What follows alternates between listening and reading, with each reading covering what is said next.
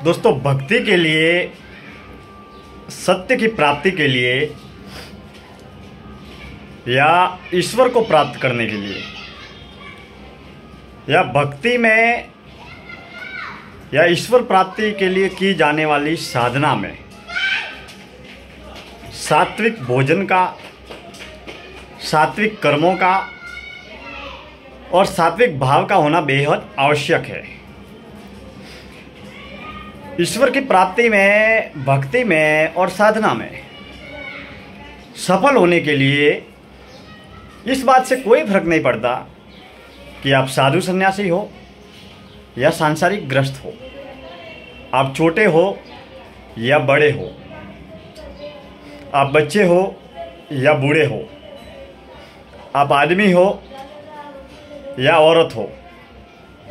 इन तमाम विषयों से कोई फर्क नहीं पड़ता, क्योंकि ईश्वर प्राप्ति के लिए आपके भाव का होना बेहद आवश्यक है। भाव से आप जितने सात्विक, सतोगुणी, पवित्र होंगे, उतनी ही सत्य की अनुभूति, ईश्वर की अनुभूति, भक्ति और साधना में सफलता आपको अति शीघ्र ही मिलेगी।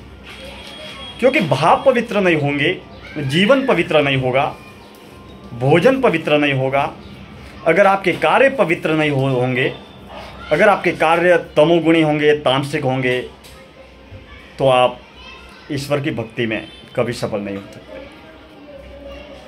क्योंकि भक्ति, साधना, सात्विक भोजन और सात्विक कर्मों के माध्यम से आपका मन, दिल, दिमाग, बुद्धि और सूक्ष्म शरीर बिल्कुल छोटे बच्चे की तरह सात्विक और पवित्र हो जाता है।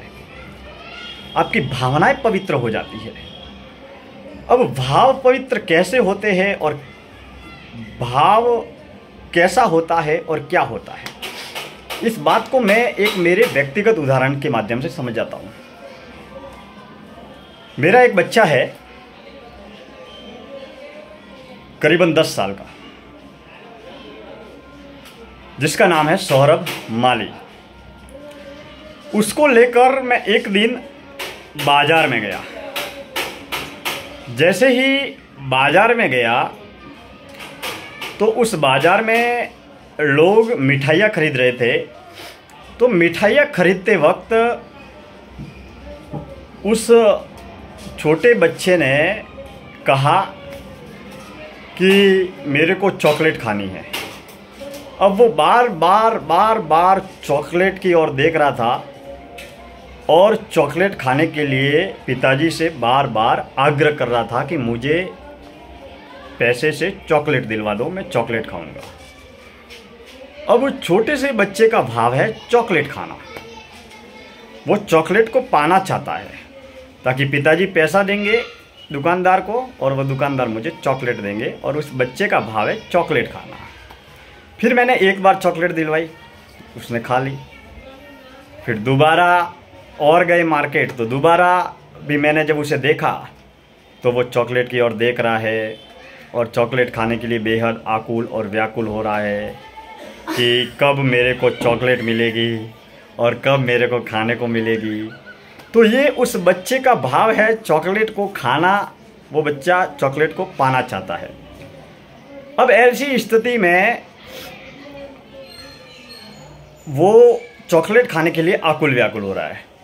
फिर मैंने पहली बार चॉकलेट दिलवाई, फिर दूसरी बार दिलवाई, फिर तीसरी बार जब उसने चॉकलेट का कहा तो मैंने उसे कहा कि देखिए, चॉकलेट खाने से पेट में कीड़े पड़ते हैं, चॉकलेट से शरीर को नुकसान होता है, चॉकलेट हमारे स्वास्थ्य के लिए हानिकारक है, चॉकलेट नहीं खानी चाहिए क्योंकि हमें जीवन में शक्तिशाली बनना है, हमारी सेहत का ख्याल रखना है।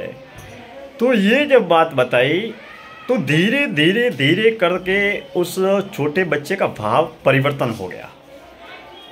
फिर जब मैंने उसे एक दिन पैसे दिए और बाज़ार में हम साथ साथ में जाने लगे। फिर मैंने उसे कहा कि क्या तुम चॉकलेट खाओगे?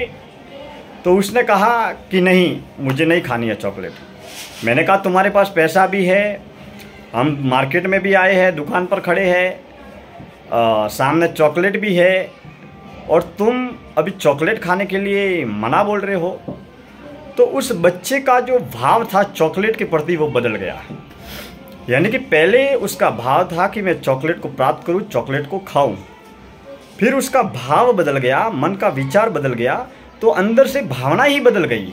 यानी कि पैसा भी है, सामने दुकान भी है, सामने चॉकलेट भी है, पिताजी चॉकलेट को खाने के लिए कह भी रहे हैं कि तुम चॉकलेट खरीदो और खाओ, इसके बावजूद भी वो बच्चा चॉकलेट नहीं खरीद रहा है। ये मन का भाव बदल गया।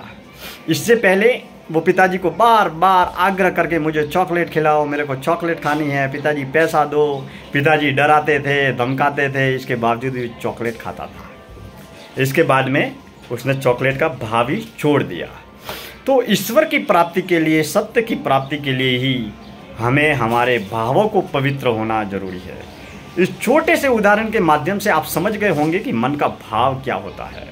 जैसे भाव होते हैं वैसे ही हमारी भक्ति होती है, और जैसी भक्ति होती है वैसे भाव होते हैं। जितना आपका भाव प्रभु के प्रति निस्वार्थ होगा, निष्काम होगा, पवित्र होगा, सात्विक होगा, तो आप ईश्वर का अनुभव, अनुभूति और एहसास अतिशीघ्र करेंगे। इसके लिए हम सदैव सात्विक पथ पर चले और सात्विक कर्मों के जरिए हम अपने जीवन को आत्मज्ञान, आत्मकल्याण के रास्ते पर आगे बढ़ाएं। अगले किसी और चर्चा के विषय में हम अन्य विषयों को लेकर चिंतन करेंगे, चर्चा करेंगे। धन्यवाद, बहुत बहुत दिल से शुक्रिया।